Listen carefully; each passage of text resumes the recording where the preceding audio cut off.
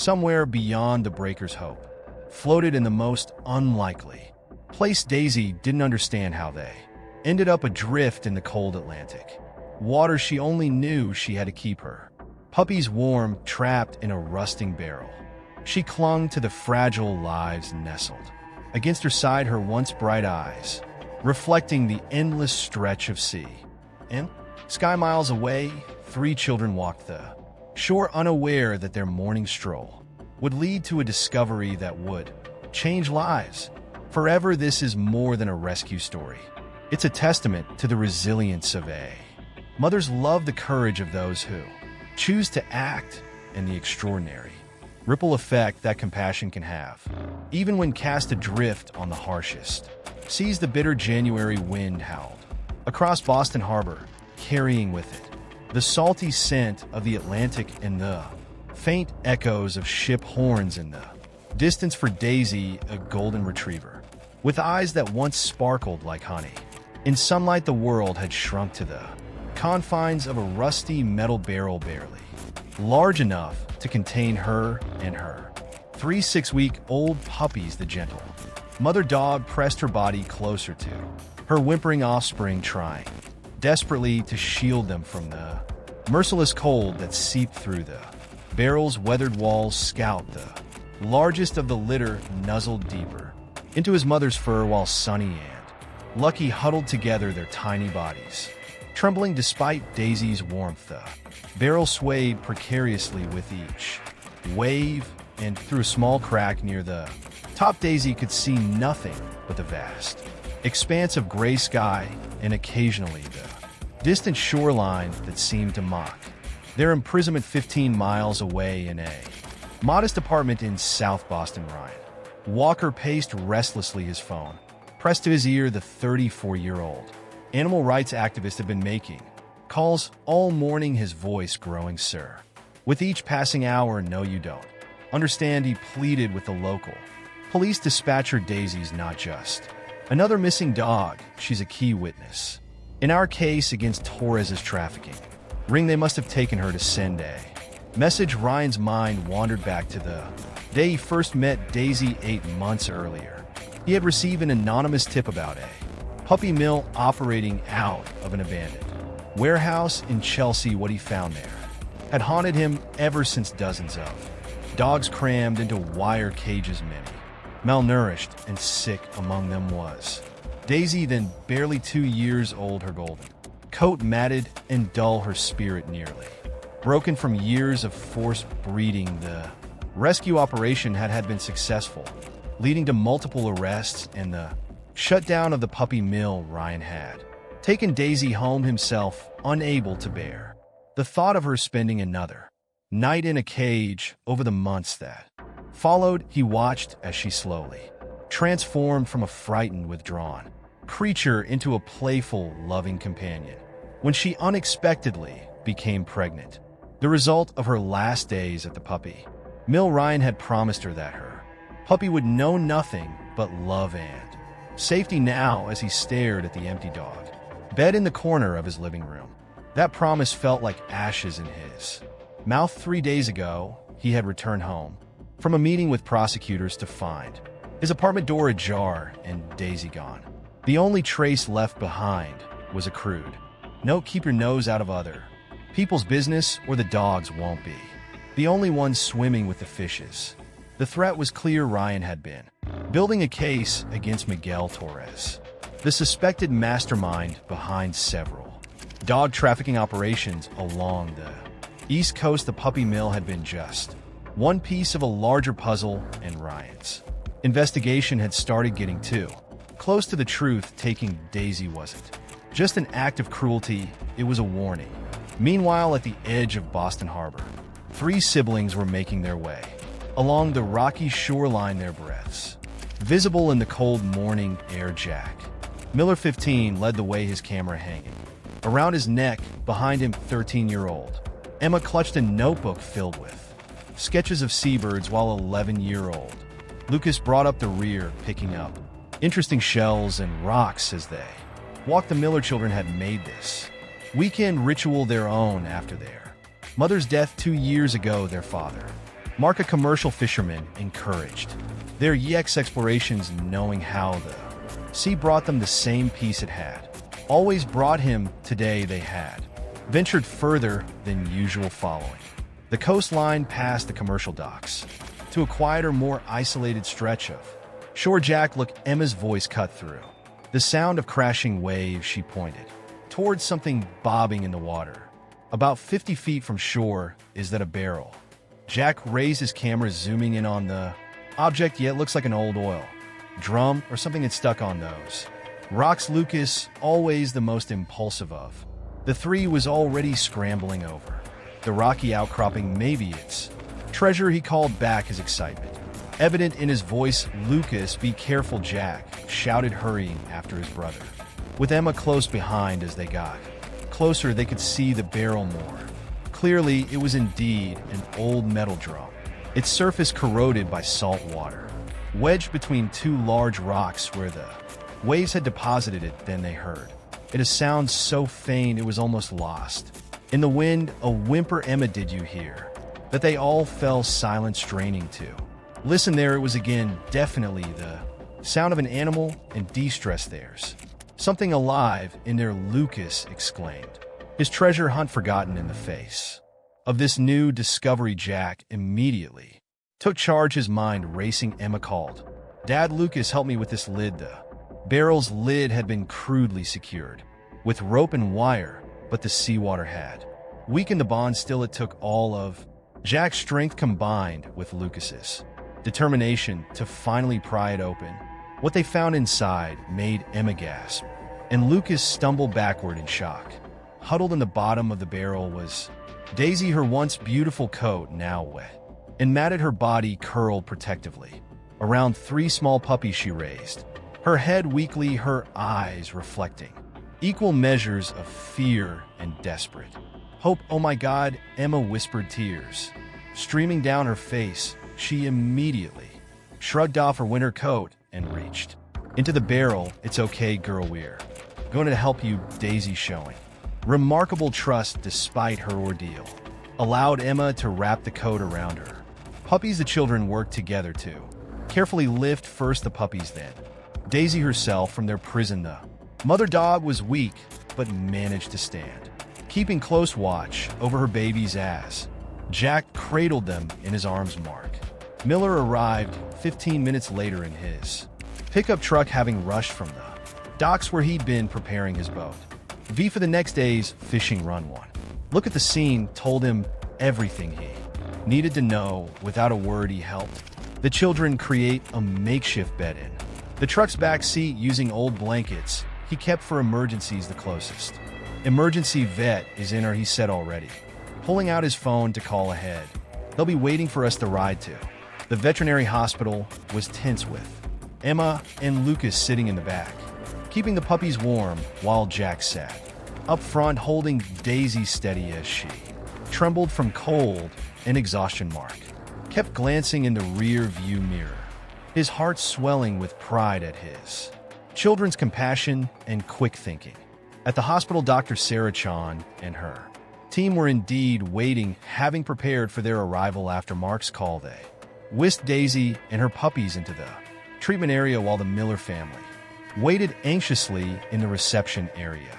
Hours passed as the medical team worked to stabilize the family of dogs, treating them for hypothermia, dehydration, and various other issues caused by their ordeal. It was during this wait that Jack remembered something. Dad, we should call the police. This wasn't an accident. Someone put them in that barrel on purpose. Mark nodded grimly. Already done.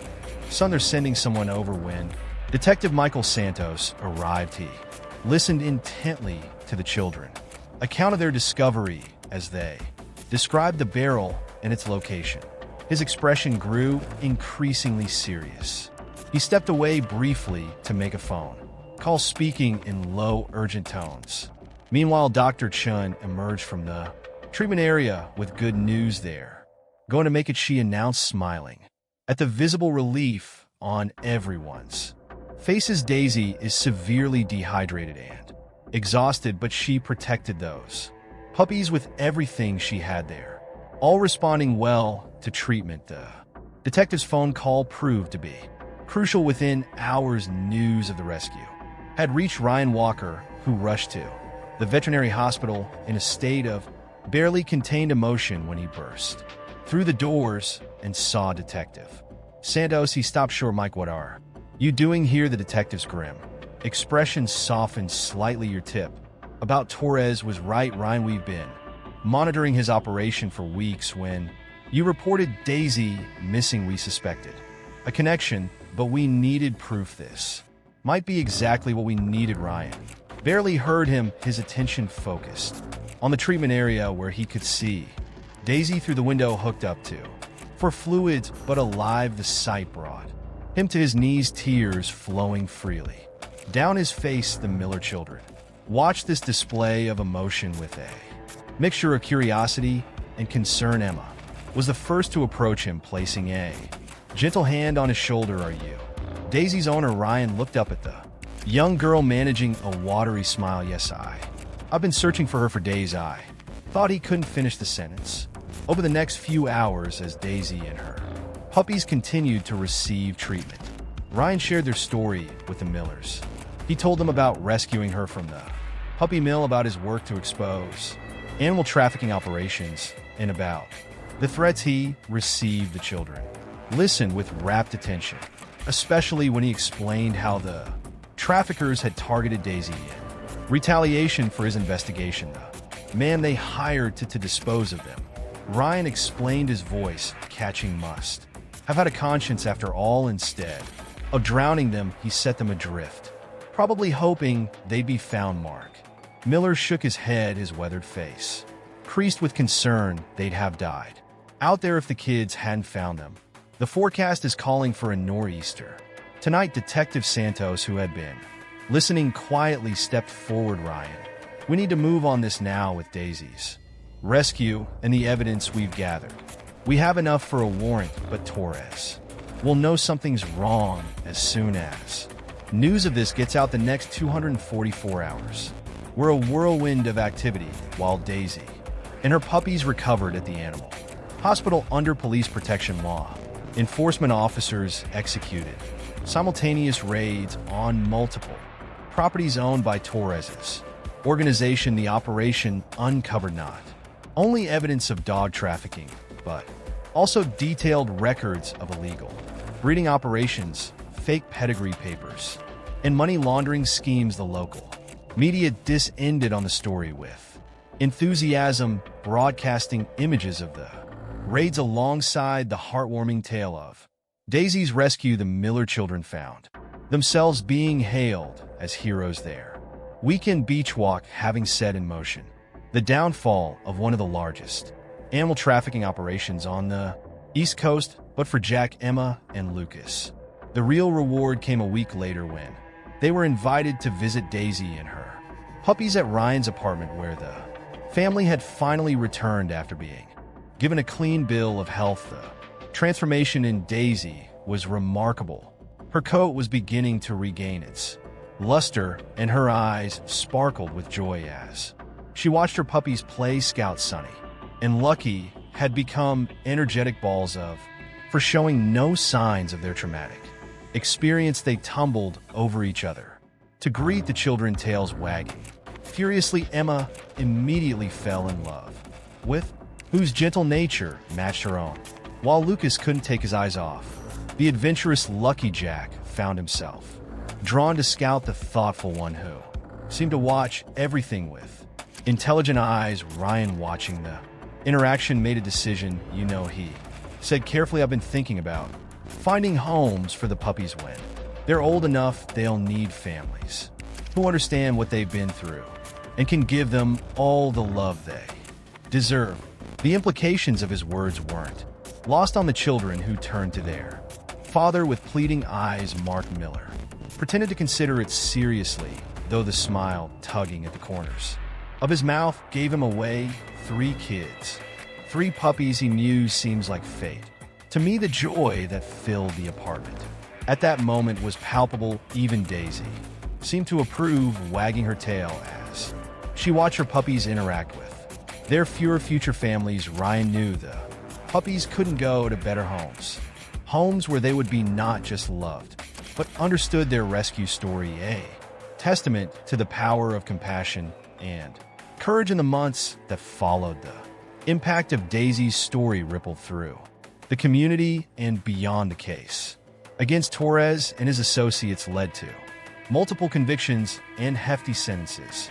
More importantly, it sparked a broader conversation about animal welfare and the importance of supporting legitimate rescue organizations. Ryan's work took on new dimensions as he became a sought-after speaker on animal rights issues. He shared Daisy's story at schools and community centers, often accompanied by the Miller children, who spoke about the importance of being aware and taking action when something seems wrong. The local harbor patrol established new protocols for checking suspicious objects in the water, and the city council passed stronger regulations on pet sales and breeding operations. A foundation was established in Daisy's name, providing support for animal rescue operations and education programs about responsible pet ownership. For the Miller family, life changed in wonderful ways. The puppies grew into beautiful dogs, each with their own distinct personality, but all sharing their mother's gentle spirit and resilience. Regular family reunions were held at Ryan's apartment, where Daisy could spend time with her offspring, while the children shared stories about their pets' latest adventures. Emma, inspired by her experience, began volunteering at animal shelters and dreaming of becoming a veterinarian.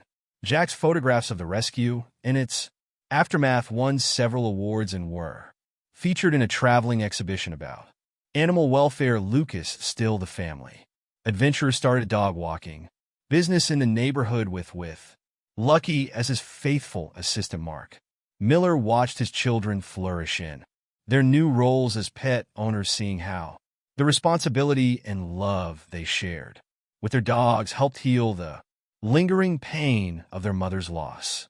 The weekend beach walks continued, but now with 3 energetic dogs leading the way, their joy and life infectious. As for Daisy, she remained with Ryan, their bond stronger than ever. She became a certified therapy dog, visiting hospitals and nursing homes, where her gentle presence brought comfort to those in need. Her story of survival and maternal devotion touched hearts everywhere she went, reminding people of the extraordinary capacity for love and resilience that animals possess. 1 year after the rescue, on a crisp winter morning, much like the day they found the barrel, the Millers and Ryan gathered at the beach with their dogs. The spot where Daisy and her puppies had been found was marked now with a small plaque, a reminder of the miracle that had occurred there as they watched Scout Sunny and Lucky race along the shore with their mother, their barks of joy carrying on the wind. Ryan reflected on how a single act of cruelty had led to so much good. The traffickers had meant to silence him by hurting Daisy, but instead they had sparked a movement of compassion that continued to grow. You know, Jack said, capturing the moment with his camera, some people might say we saved Daisy and her puppies that day, but sometimes I think it was the other way around. Emma nodded, watching Sunny pause to nuzzle an elderly couple walking along the beach. They showed us that even in the darkest moments, there's always hope, and that the best treasures. Lucas added, throwing a stick for Lucky to chase aren't the ones you go looking for. They're the ones that find you. Ryan smiled, feeling Daisy press against his leg as she returned from her romp with her children. He knelt down and hugged her, burying his face in her soft fur. You never gave up, he whispered. You kept them safe until help arrived. You're the real hero. Daisy's story became legendary in Boston, passed down through generations of families. It served as a reminder that love, whether between humans and animals, or simply between living beings who care for each other, has the power to overcome the darkest of circumstances. The rusty barrel that had once been a prison was transformed in memory into a symbol of hope, proving that even in the coldest water's warmth can be found in the hearts of those who refuse to look away from suffering. The Miller children grew up carrying this lesson with them their lives forever enriched by the four-legged family members who had come to them through an act of fate and compassion, and on quiet nights when the wind blew in from the harbor and the moon cast silver light on the waves, they would remember the day they heard a whimper in a barrel and chose to listen. The day they learned that sometimes the smallest actions can create the biggest changes, and that love in all its forms is the greatest miracle of all.